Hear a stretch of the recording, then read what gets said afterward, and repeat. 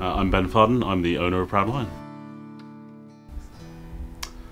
I think, so the reason that comics really appeal to people in many ways, I think, is the escapism, but it's also probably the only real synthesis of sort of words and art that we have. I mean, we're moving into a more audiovisual society to the point where even our websites are, you know, motion websites, they're AV websites the entire time.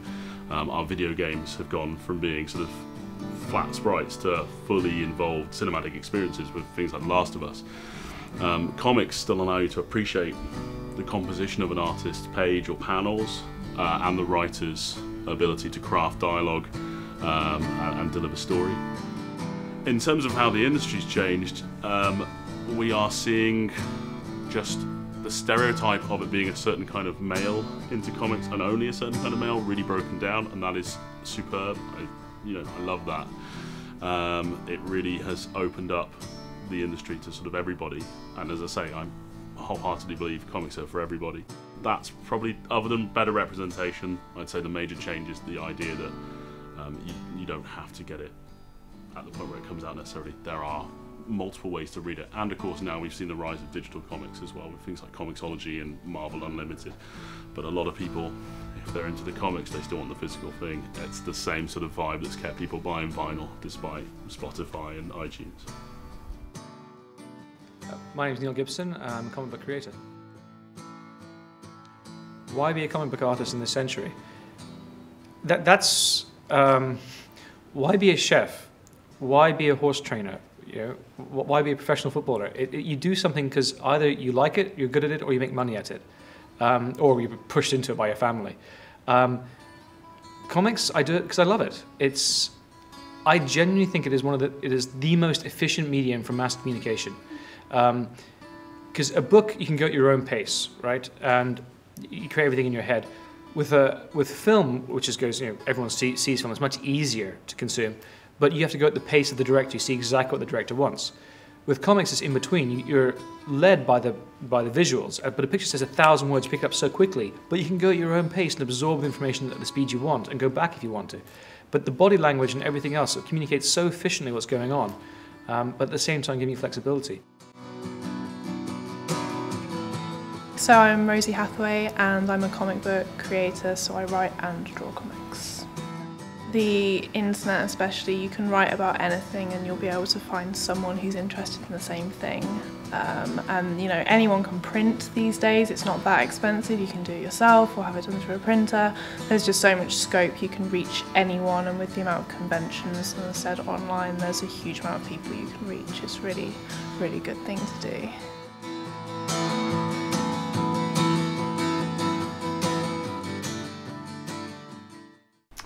Well, I've been working in comic book retail since I was a teenager. I started at the local comic shop in Swindon, helping out on a Saturday and then covering days when my boss would go away for meetings and things.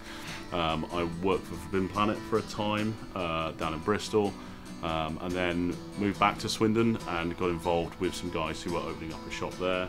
I worked with them for about 18 months before I decided I wanted to do it for myself. I was always surprised that Cheltenham had not had a comic shop last for too long. When it's a festival town with a uni presence, it just seemed like the perfect, how can you have a literature festival and arts festivals and a creative campus and not have a comic shop? So, it was a fairly easy decision to open up. You have the big two, which is Marvel and DC, and that's where a lot of the sales are. But luckily things are changing a bit. So if you go back 12 years ago, 9 of the top 10 best-selling graphic novels trades were superheroes. Only one of the top 10 wasn't. Now, only one of the top 10 is, which is Batman. The rest are all independent stuff. So it's a great time to be doing it. But to break into the industry, it's like acting. It's very hard, and it's like a pyramid. The guys at the top do very well, but everyone else doesn't.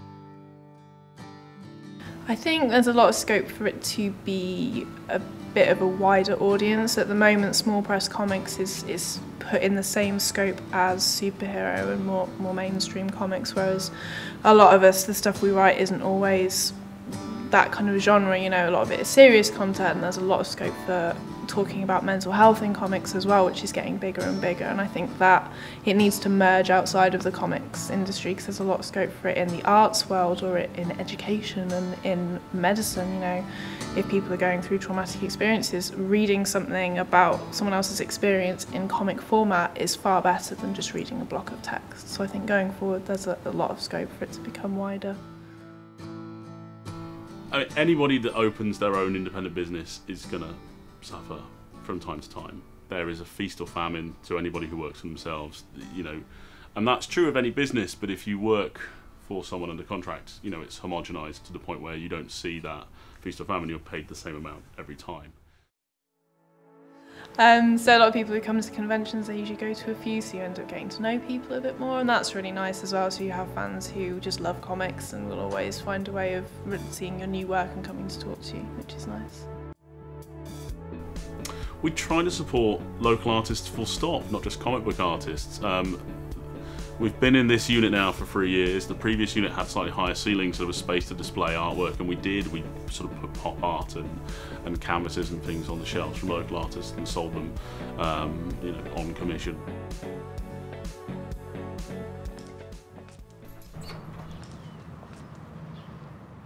So we're stocked in a lot more stores in America than we are here, and you would have thought they would support homegrown talent, but you can't blame the comic stores for that. So for example, here at this convention, the guy supports local people, he puts it in a store, and some stores do that. But the way the comics works is that they need to make money. Yeah, I'm quite lucky. I live in Manchester at the moment, so they have Travelling Man, which is a chain of stores. They're really supportive. London's fantastic as well. I think there's still a lot of progress to be made for small press comics in more stores. Where I've lived before, I haven't always been so lucky to have direct contact with someone that will stock it. I think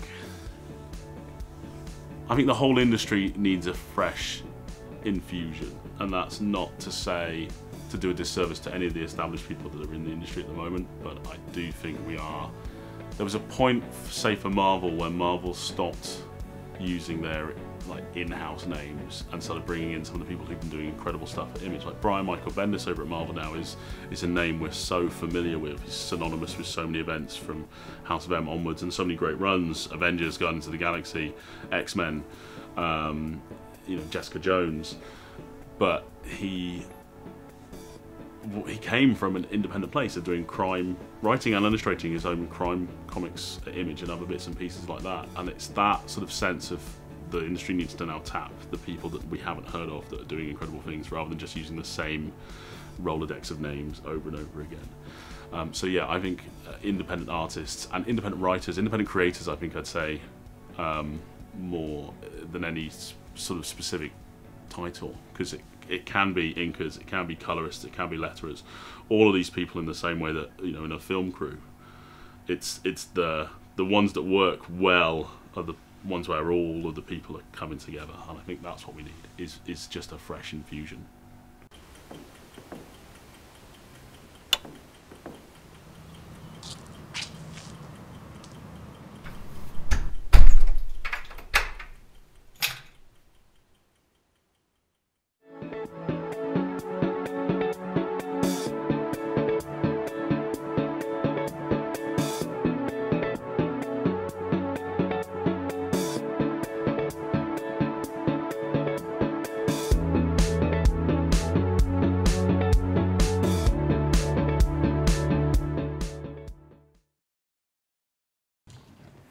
Okay, I just realized that the title of this talk is Comic Books, The End is Nigh.